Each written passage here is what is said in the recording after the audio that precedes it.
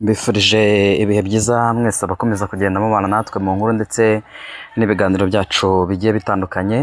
Amahoro y'Imana akomeze abane namwe mu byo mukora byose mu kazi kanyu ka buri munsi.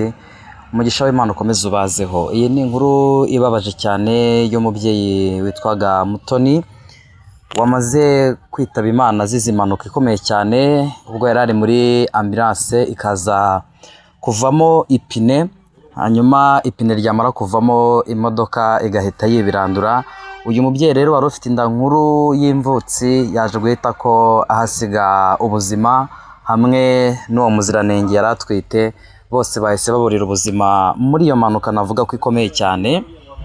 Ni imodoka yakoze impanuka ku itariki ngira ngo ni itariki 8 z'uku kwezi kwa gatandatu 2026, ubwo yari ivuye ngira ngo yari kuva muri Kamonyi za Remera Rukoma gutyo, cyane ko uyu mubyeyi n'ubundi Mutoni yakoraga hariya ku bitaro bya Rukoma, aho yari injeniyeri hariya ku bitaro bya Rukoma, yari afite nyine yo akazi hariya.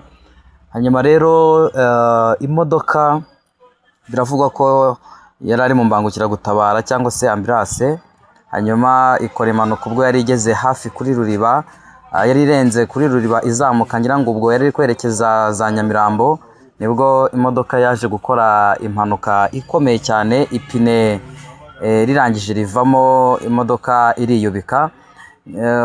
Ubwo abazi umuhanda wa Norvège hariya uzamuka werekeza i Karama ugahinguka za Nyamirambo hejuru, niho iyi modoka ngo yaje gukorera impanuka, ndetse uyu mubyeyi ndetse n'umwana atwite bahise ko bahasiga ubuzima.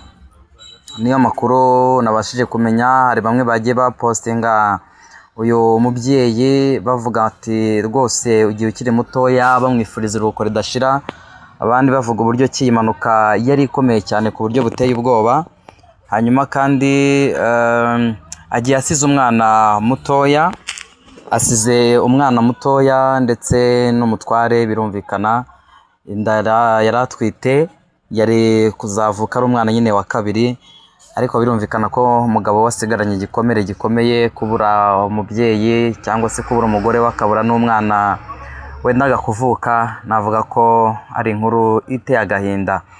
Urupfu ni ikintu gikomeye cyane, nta kiguzi waruha ngo rukureke. Ngira ngo iyo biza kuba ari ibishoboka uyu mubyeyi ari kuvuga ati uretse kuntwara dore ndatwite, ariko urupfu iyo rwaje nyine ruba rwaje, nta kundi byagenda. No kwihanganisha uyu mugabo usigaranye agahinda gakomeye, ndetse n'umuryango wose muri rusange, Imana ibahe kwihangana no gukomera. Iyi mpanuka ihitanye Mutoni mu by'ukuri yashenguye imitima y'abantu benshi cyane. Biravuga ko imodoka yari batwaye nyine y'imbangukiragutabara, ipine ryaje gucomokokamo, hanyuma imodoka itakaza equilibre, ihita ko yiyubika, amapine areba hejuru. Byumvikana ko kurokoka iyi mpanuka byari ibintu bitoroshye, noneho umubyeyi anatwite ashobora no guhungabana ubwabyo bigahita bimwica, kubera ko burya iyo umubyeyi atwite noneho inda ari imvutsi, biba bisaba kwitwararika no kwigengesera kugira ngo we n'umwana atwite bazabashe kugira ubuzima bwiza. Ariko nyine ntabwo byamukundiye ko akomeza kubaho. Uyu mubyeyi wakoraga hariya ku bitaro bya Remera Rukoma, ngira ngo bamwe mu bo bakoranaga ndetse n'inshuti ze muri rusange bashenguye cyane n'urupfu rw'uyu mubyeyi. Gusa nta kindi cyo kuvuga, Imana imwakire mu bayo kandi mutuza heza.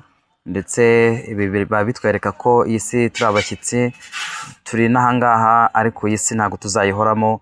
Niyo mpamvu dukwiriye guhora twiteguye, kubera ko tutazi ngo urupfu ruzaza ryari. Nta kiguzi na kimwe wabona waruha ngo rukureke. Niyo waba ufite ubukwe nimugoroba, mu gitondo ruragutwara. Niyo waba ufite ubukwe ku munsi ukurikiyeho, umunsi ubanza ruragutwara. Niyo waba ufite business ugiye gutangira, ntabwo urupfu rwita ku mafaranga ufite cyangwa se yo washoye. Uko byagenda kose Imana yabyemeye kwisubiza umwuka wayo uragenda. Niyo mpamvu tudakwiriye kwirara nkaho twageze iwacu. Mu isi turi abashyitsi, turacumbitse. Umwanditsi yaravuze ngo iwacu ni mu ijuru, ni naho dutegereje umukiza ko azava. Ubwo icyo kuvuga ni uko umuryango we wakihangana, kandi mu gitondo cya kabiri cy'umuzuko bazongera bamubona uko byagenda kose.